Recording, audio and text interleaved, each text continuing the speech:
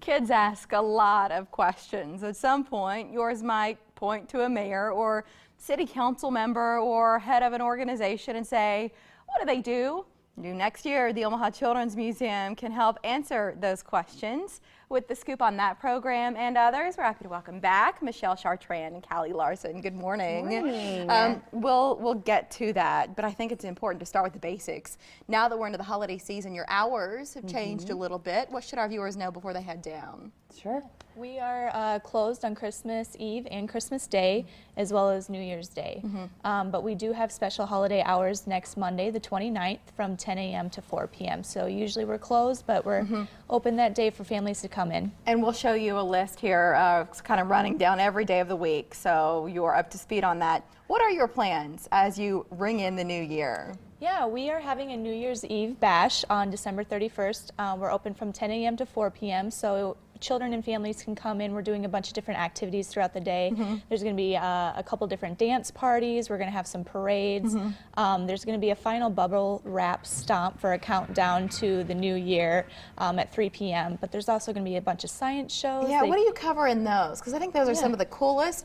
For kids especially who aren't always interested in subjects like science and math, but to be able to see experiments and interact, that's special. Yeah, it is. Our science shows are really popular with the kids. They get to do some hands-on things and see, I know they're going to do stuff with noisemakers and make their own noisemakers, so it'll be really cool for the kids. And then I mentioned this possibility to come to the museum in 2015 and learn from some of these leaders in our area. How did this come about? Why did you think there was a need for it? So, you know, we have always been big on pushing careers and future, you know, careers for kids and what do you want to be when you grow up. Yes, yep. And so we instituted this new program. It's called Leader Reader. And so kids can come in and learn and get a chance to listen to a story from an actual individual that does it, whether it's a firefighter, a policeman, a banker, anything. They'll listen to a story that kind of has to do with that field, and then they'll have the opportunity to ask questions.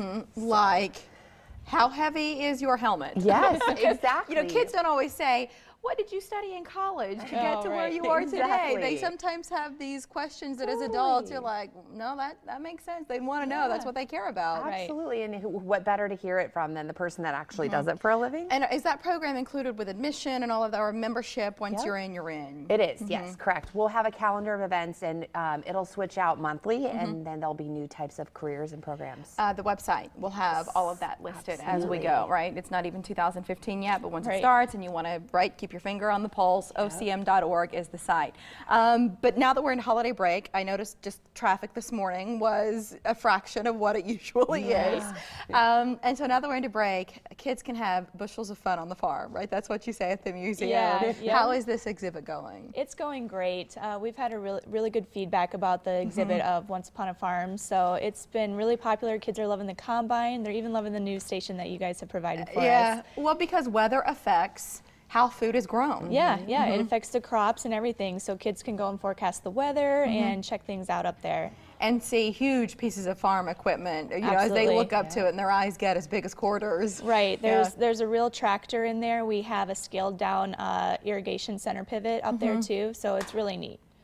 How long will this be open? I know it flashed on the screen a moment ago. Yeah, it's open now through April 12th, so it's perfect time to come and visit the farm while you're on holiday break. Yeah, I think so too, because there is only so much you can do at home before the kids are going nuts, mom and dad are pulling their hair out. Yeah, in the rain, you know, there's nothing to really do outside. Well, so. Can we see the sunshine? Yeah, right? I know, right? Just for a day. We're not unreasonable around here. Can we get back to 2015?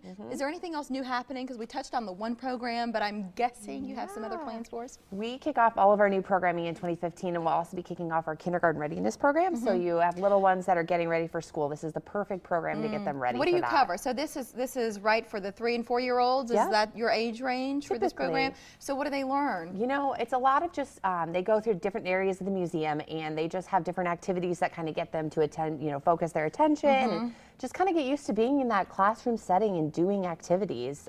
So it really preps them for a classroom-like experience. Anything else you want us to know about?